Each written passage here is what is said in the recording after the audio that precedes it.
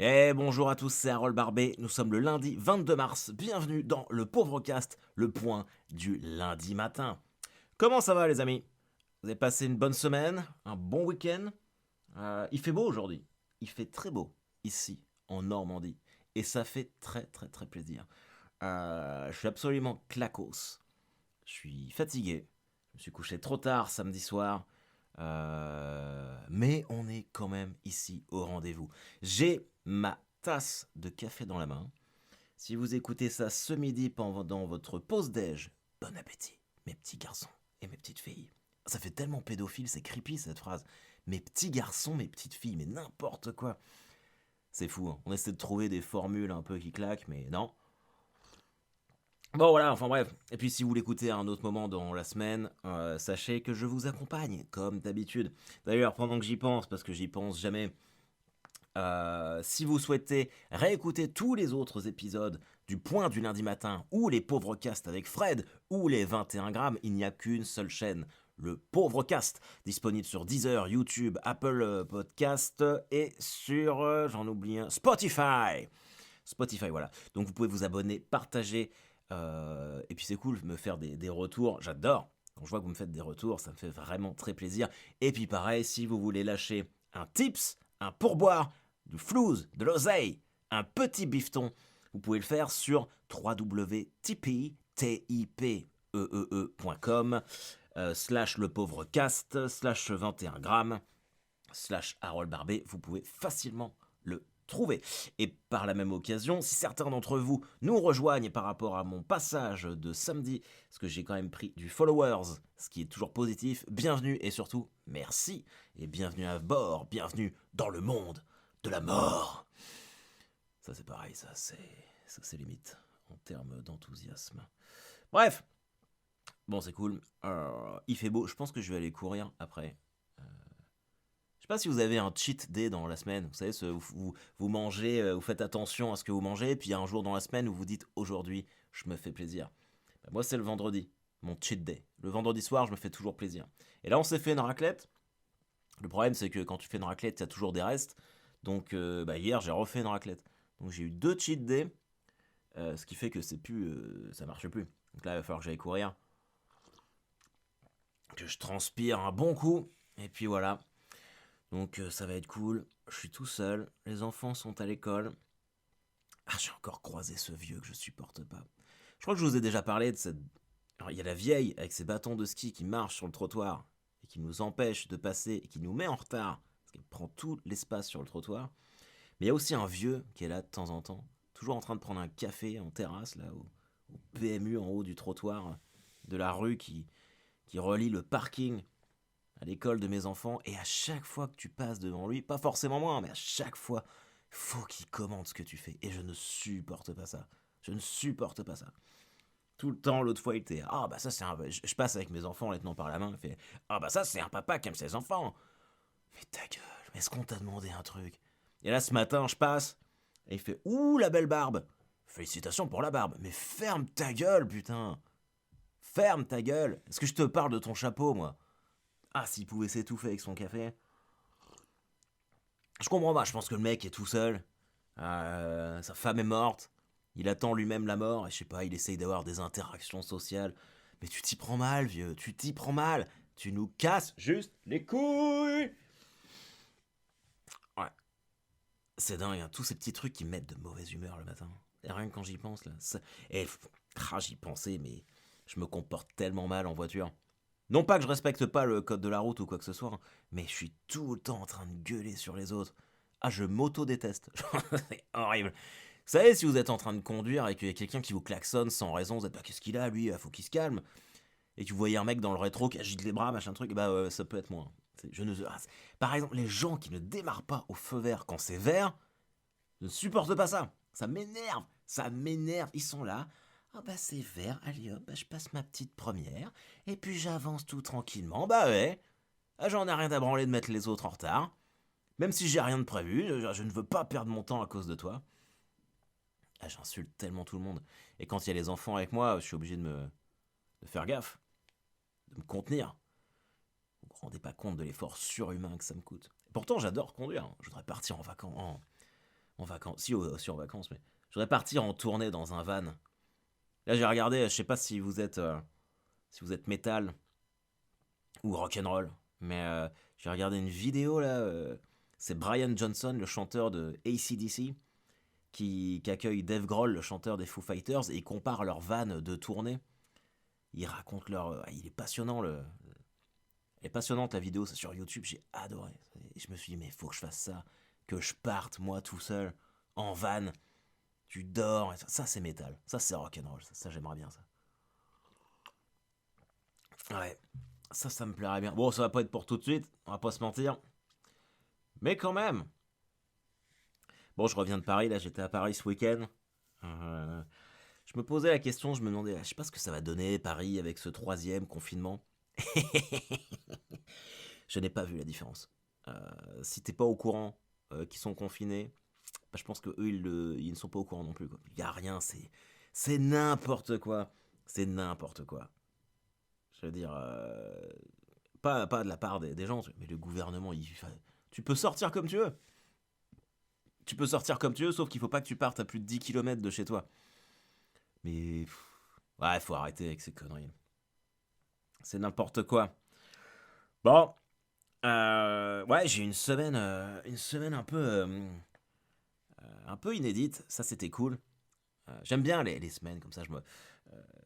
La semaine dernière, quand j'ai enregistré le point du lundi matin, j'étais là tranquille, sans me douter de tout ce qui allait arriver la semaine d'après. Et ça, c'est fou.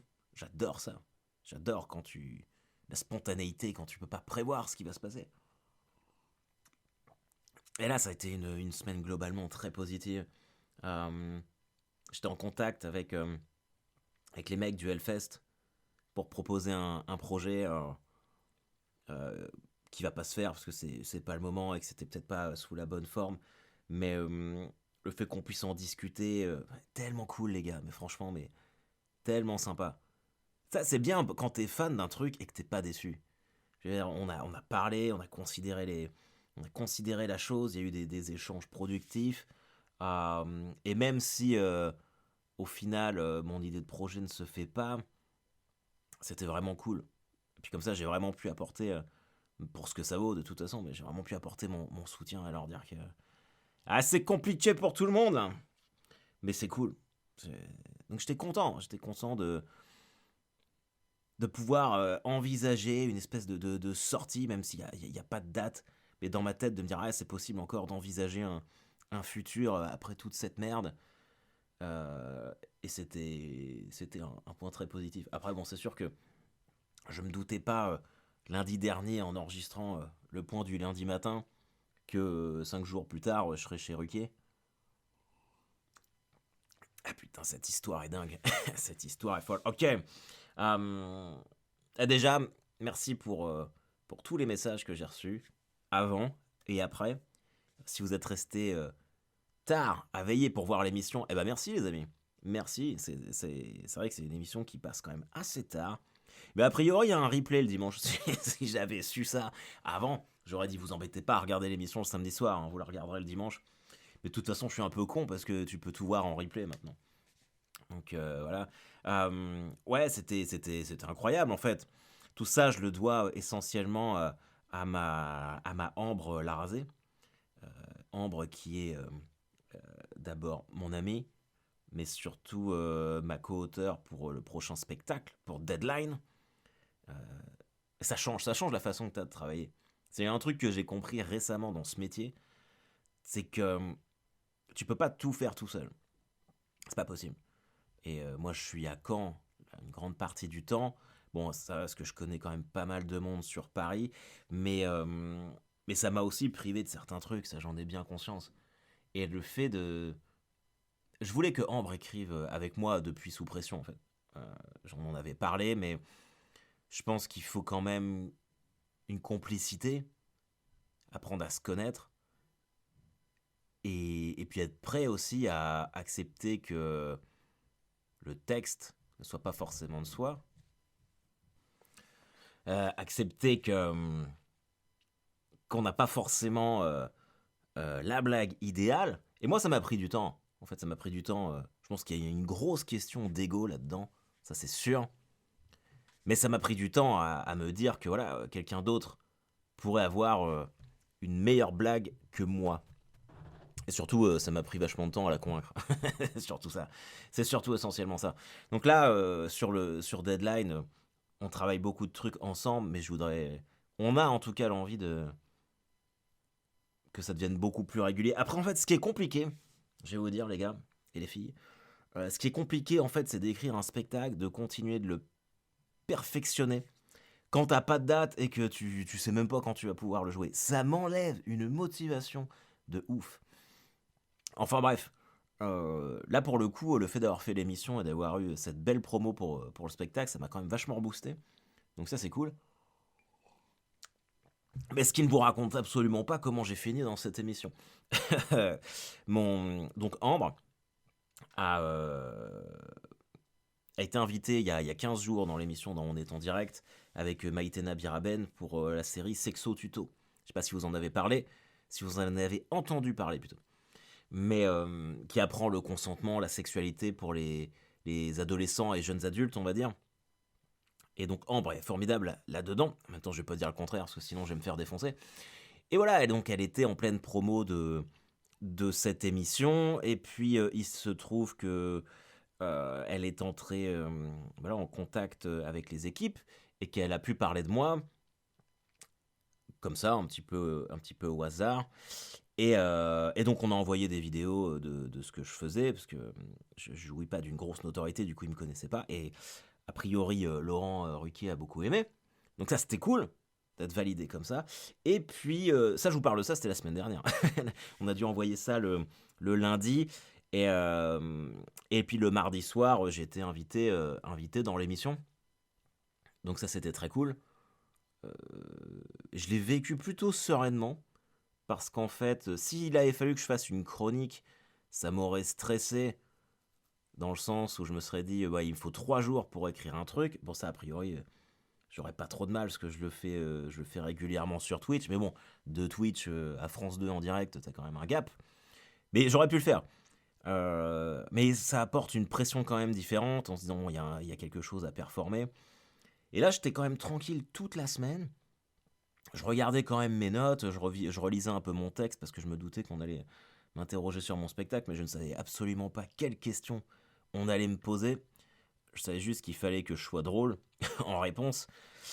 Et ça, ouais, c'était quand même. Fallait être concentré. Et j'ai commencé à être un peu nerveux et un peu stressé au moment où j'étais sur le plateau, où je me suis dit, oh là, oh putain, qu'est-ce que j'ai raconté.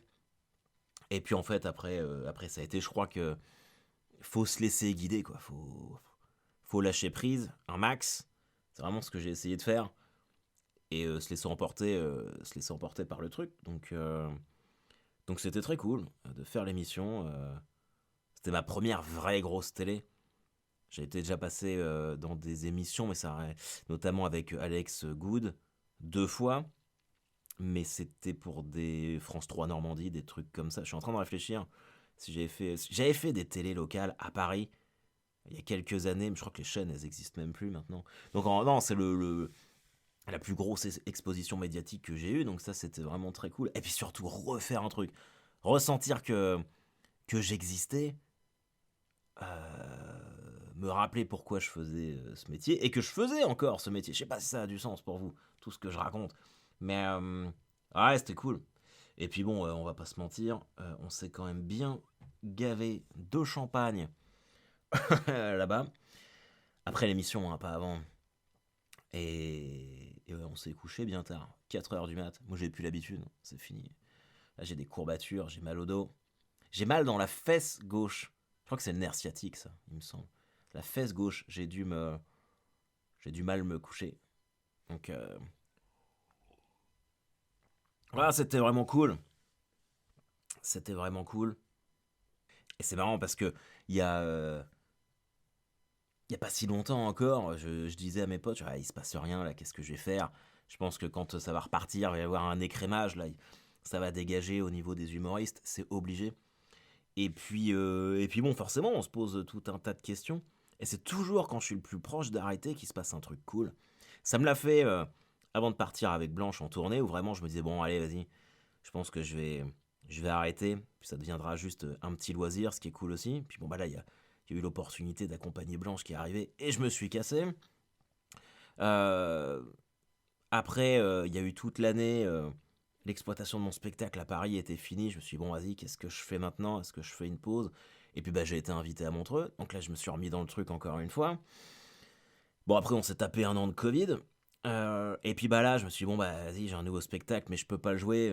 Peut-être que c'est un signe. Qu'est-ce qui se passe? Je vais peut-être arrêter. Et puis, bah, il y a eu l'invitation qui m'a complètement reboosté. En fait, tout ça, c'est juste dans la tête. C'est fou. C'est un métier. C'est vraiment se maintenir au top. Il y en a plein qui me disent ça, hein. C'est voilà, c'est comme un sportif de haut niveau, faut vraiment rester concentré et motivé dans sa tête. Et moi, ça, c'est vraiment mon gros problème, de pas trop douter. Donc, mais comme quoi, la vie est complètement ouf. La vie est complètement ouf, les amis. Euh, c'est et pourtant, je le sais, je me dis toujours. Alors, je sais pas si à vous ça vous le fait, mais je me dis toujours que dans la vie, c'est toujours ce à quoi tu ne t'attends pas ou ce à quoi tu t'attends le moins qui arrive. Du coup, je passe beaucoup de temps, je perds surtout beaucoup de temps à imaginer, à envisager des trucs qui n'arrivent jamais parce que je vais être prêt dans tous les cas de figure. C'est de la névrose, hein. Mais bah, c'est ouf.